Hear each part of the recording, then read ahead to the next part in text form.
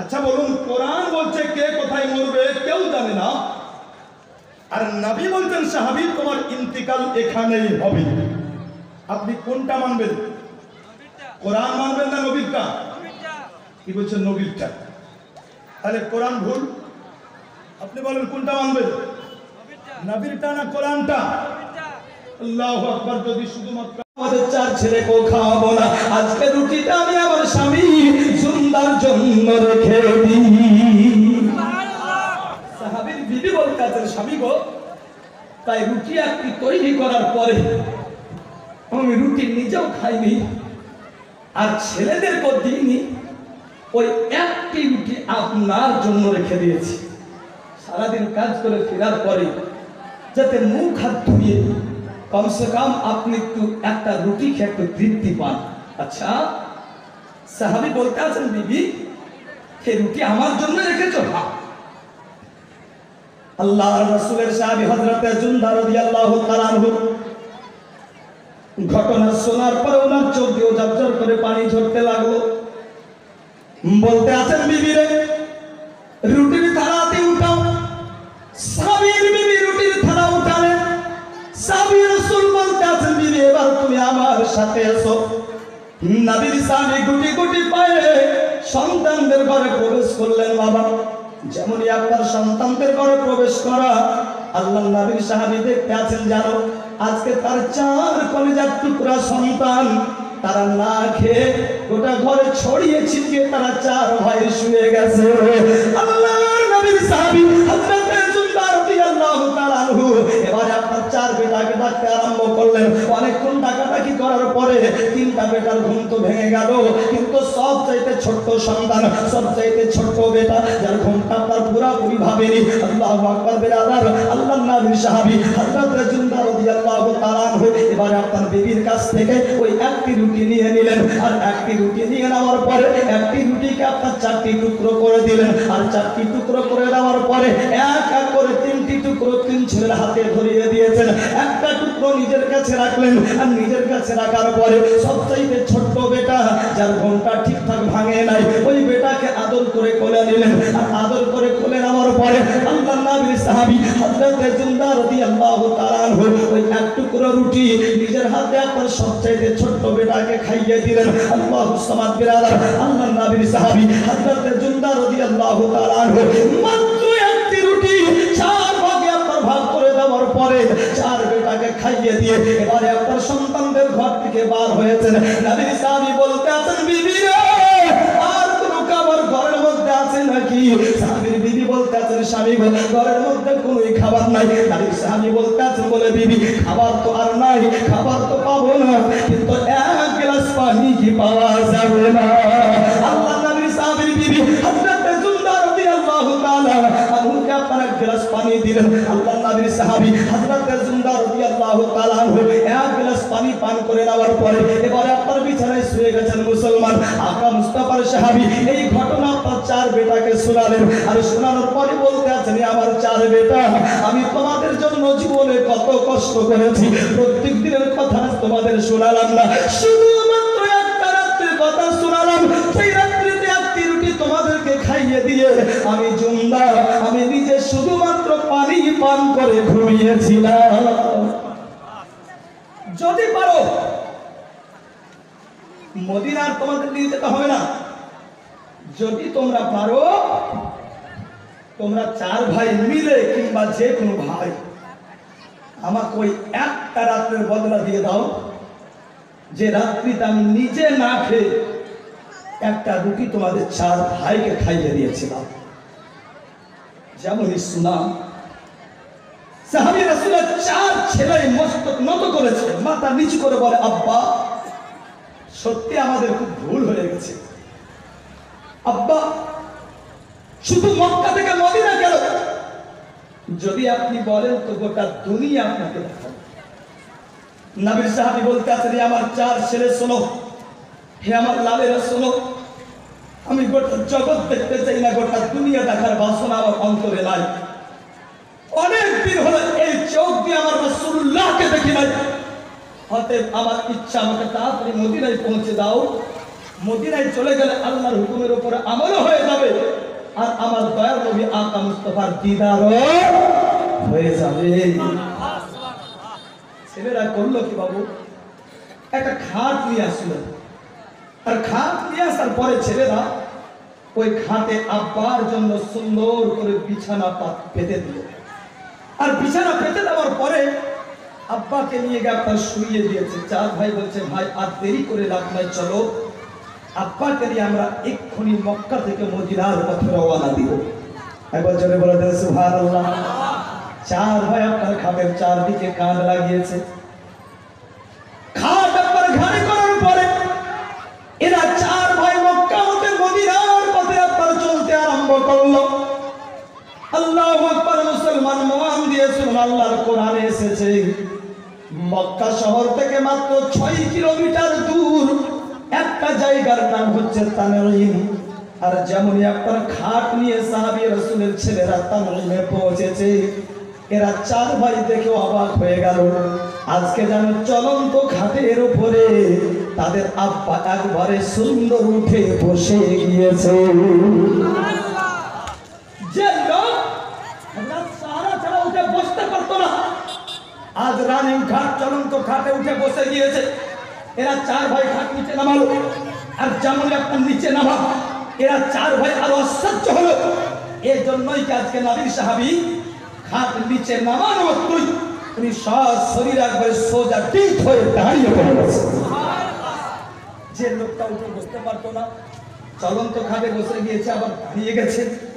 এরা চার ভাই চিন্তা করতে লাগলো, কেউ কিচ্ছু বলে না, এক অপরের মুখের দিকে তাকায়। নবীর সাহাবী বলতে আছেন বাবা আমি জানি তোমরা কি ভাবছো, আসলে তোমরা কি চিন্তা করছো এটা আমি জানি। তোমরা চিন্তা করছো আমি বসতে পারতাম না, আমি বসলাম কেমন করে, আমি দাঁড়িয়ে গেলাম কেমন করে, তোমরা এটাই ভাবছো তাই না? এরা চার ভাই বলতে লাগলো আব্বা তুমি ঠিকই ধরেছো, আমরা চিন্তা করছি এটাই, আমাদের আব্বা উঠে বসতে পারতো না কিন্তু চলন্ত খাটে বসতো কেমন করে। আবার এখন আমি দেখছি আমরা আমাদের আব্বা আজকে সোজা দাঁড়িয়ে গিয়েছে, সত্যি আমরা এটাই ভাবছি। যেমন একবার শোনা আল্লাহর নবী সাহাবী হযরতে জুনদা রাদিয়াল্লাহু তাআলা আনহু ওই সময়তে গর্জিয়াস কণ্ঠে বলেছিলেন হে আমার চার বেটা শোনো, আল্লাহর কসম করে বলি শুধু আমার দাঁড়িয়ে যাওয়া দেখে তোমরা আশ্চর্য হবে না, বরং শরীরে আমি এত শক্তি ফিরে পেয়েছি, যদি আমি ইচ্ছা করি তাহলে আজকে তোমাদের চার ভাইকে আমার দুই বাহুতে মুচড়ে মেরে দিতে পারি। আব্বা তুমি উঠে বসতেই পারতে না, এত শক্তি কেমন করে পেলে, এত শক্তি তোমার কেমন করে হলো, এত শক্তি কোথা থেকে আসলো? সাহাবী রাসূল যখন কথাগুলো শুনলেন আল্লাহর নবী সাহাবী বলছেন বাবা তোমরা প্রশ্ন একটু কম করো। মানে নবীর সাহাবী হযরতে জুনদা রাদিয়াল্লাহু তাআলা আনহু বলতে আছেন আমার চার বেটা প্রশ্ন কম করো, তোমরা নয়ন ভরে প্রাণ ভরে আমাকে দেখো, যদি গুরুত্বপূর্ণ কোনো কথা থাকে ওটা বলতে পারো। ছেলেরা বলতে লাগলো আব্বা গো এরকম করে তুমি বলো কেন? আব্বা এরকম করে তোমার কথা বুঝতে আমরা পারি না।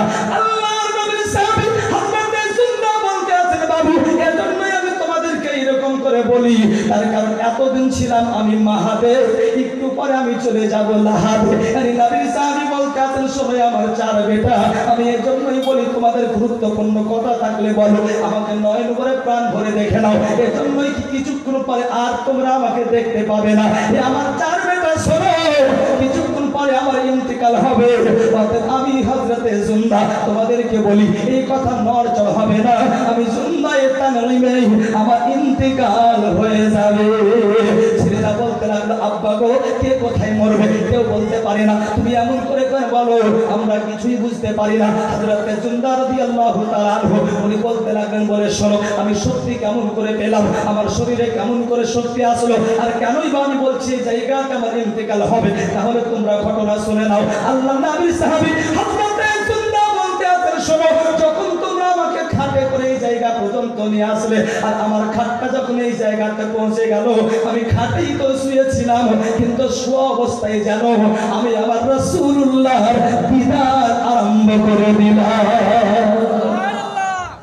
আমার খাটটা নিয়ে আসলে খাটে শুয়েছিলাম আর শোয়া অবস্থায় যেন আমি আমার নবীকে দেখতে লাগলাম। কাকে? নবীকে। এরাদা শয়তান নবীর রূপ ধারণ করতে পারে? যারা বলেন পারে।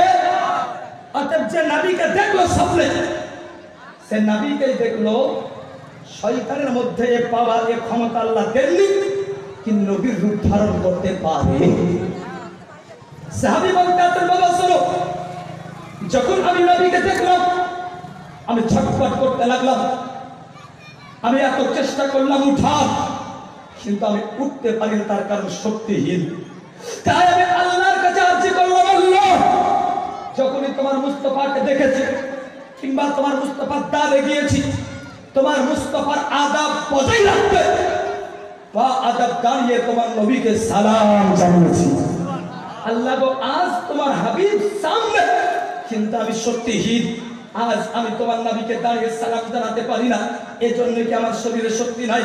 সাহাবী রাসূল বলছেন, আল্লাহ তোমার নবীর ওসিলায় আমার দোয়াকে কবুল করে নাও, যাতে করে আল্লাহু আকবার আমি শক্তি পাই, যাতে করে আল্লাহু আকবার আমার শক্তি আছে। আই আল্লাহ আগের মতো যাতে করে আজও নবীকে দাঁড়িয়ে সালাম জানাতে পারি। সাহাবী রাসূল বলতে আছেন, শোনো, আমার 4 ছেলে আল্লাহ পাক রব্বে কায়নাত আমার দোয়াকে কবুল করেছেন, তাই তো আমি জিন্দা, আজকে শরীরে শক্তি পেয়েছি। তাই আমি প্রথমে বসলাম, আর যখন তোমরা খাট নামালে আমি দাঁড়িয়ে গেলাম। আর দাঁড়িয়ে যাওয়ার পরে আজ মক্কার মাটি তানঈমে দাঁড়িয়ে দাঁড়িয়ে আমার রাসূলুল্লাহকে আমি সালাম জানালাম। আর যখন সালাম জানানো কমপ্লিট হলো, আমার রাসূলুল্লাহর সঙ্গে আমার কালাম আরম্ভ হলো, অর্থাৎ আমার কথা কখন আরম্ভ হলো, যখন আমি নবীর সঙ্গে কথা বলতে আরম্ভ করলাম, তো আমার নবী আমাকে বলতে আছেন, তাই আমার প্রিয় সাহাবী জুন্দা, আসলে এই জায়গাতে এসে আমি তোমাকে দিদার দিলাম এই জন্যই, আমার সাহাবী শোনো, আসলে তোমার জীবনে এতটা হায়াত বাকি নাই পৃথিবীর থেকে মদিনা পৌঁছাতে পারবে, যার জন্য আমি রাসূলুল্লাহ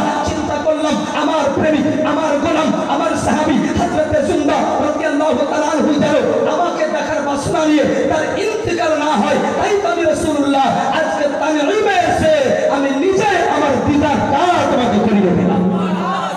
মুসলমান খুব ভালো করে শান্ত মেজাজে ওয়াজ বুঝে নেন। সাহাবী বলতেন, বেটা শোনো, আমার নবী যখন বলেছেন তো এই জায়গাতে আমার ইন্তিকাল হবে না, আমি আগে যাব না পিছনে যাব। এবার থাকলো মজার বিষয়, আল্লাহ তাআলা কোরআনে বলছেন, ওমা তাদরি নাফসুম বিআইয়ি আরদিন আনতামুত, কে কোথায় মরবে, কার ইন্তিকাল কোথায় হবে কেউ জানে? যারা বলে কেউ জানে না, এটা কোরআন, এটা কোরআনে আছে। কিন্তু নবী বলছেন, সাহাবী তোমার ইন্তিকাল এখানে হবে। এবার ফায়সালা আমি আপনাদের হাতে ছাড়লাম। অনেক কাজ শুনেছেন, বুদ্ধিজীবী মানুষ মাশাআল্লাহ, বড় বড় বক্তা এসেছে। একটা ফায়সালা দিলে খুবই খুশি হব, খুশি হয়ে যাব, মুর্শিদাবাদের মাটিতে প্রাণ ধরে সারা জীবন দোয়া করব। আচ্ছা বলুন, কোরআন বলছে কে কোথায় মরবে কেউ জানে না, আর নবী বলছেন সাহাবী তোমার ইন্তিকাল এখানেই হবে। আপনি কোনটা মানবেন? কোরআন মানবেন না নবীরটা? কি বলছেন? নবীরটা। তাহলে কোরআন ভুল, আপনি বলেন কোনটা মানবেন? নবীরটা না কোরআনটা? আল্লাহু আকবার। যদি শুধুমাত্র আপনার কোরআনের একটা অক্ষর অস্বীকার করেন, ঈমান যাবে, ঈমান যাবে। আর যদি আপনি কোরআনের আলোকে ফয়সালা নেন, তো আল্লাহ কোরআনে বলেন, ইন হুয়া ইল্লা ওয়াহইয়ুহা, নবী তো ওটাই বলেন যেটা আল্লাহ বলতে বলেন, ধরে বলেন। তো যদি কোরআনের আলোকে ফয়সালা টানেন, তাহলে নবীরটা অস্বীকার করলো, ঈমান যাবে, ঈমান যাবে। তাহলে ফয়সালা টানবেন কেমন করে? মুসলমান, ফাঁকা আওয়াজ করছি না। আজ বর্তমান শতাব্দীতে ইহুদির তৈরি করা কিছু আলিম বেরিয়েছে, যারা মোকা মহল দেখে আল্লাহর কোরআনের এই সমস্ত আয়াতগুলো নোট করে হোয়াটসঅ্যাপ, ফেসবুকে, সোশ্যাল মিডিয়ায় দিয়ে বর্তমান শতাব্দীর নওজওয়ানকে গুমরাহ করছে। শোনো, মৌলভী সাহেবেরা বলছে কি নবী গায়েবের খবর দিতে পারেন, অতএব নবী বলে দিয়েছেন কার ইন্তিকাল কোথায় হবে।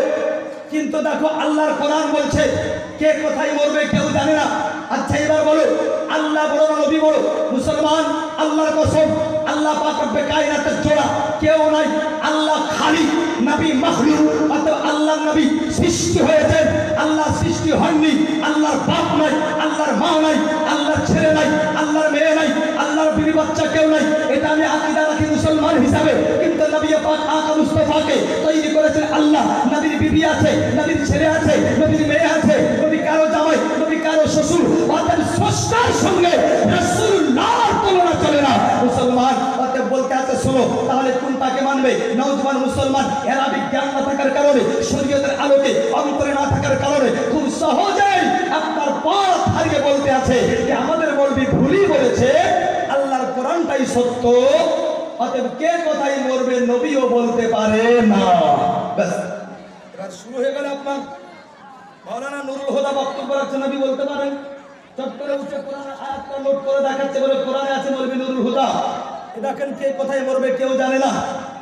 বাকি যত আপনার ছিল, কিছু আপনার পাস করা ডিগ্রিধারী আপনার নওজওয়ান মুসলমান বলে নুরুল হুদা সাহেব এ তো কোরআন, অর্থাৎ আপনারটা মানব না, কোরআনটাই সঠিক। মুসলমান আসুন আজকে সঠিক একটা ফয়সালা আপনাদের দিয়ে যায়, যাতে কেউ সহজে আপনাকে গুমরাহ করতে না পারে।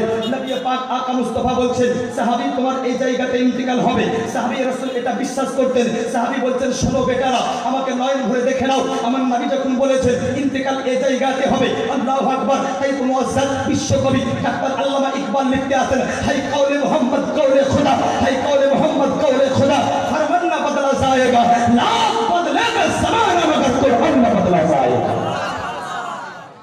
ज़माना बदलाবে, খোদার কসম না কোরআন মিটাতে পেরেছে বিগত দিনে, না আজকের দিনে পারবে, না আগামী দিনে পারবে।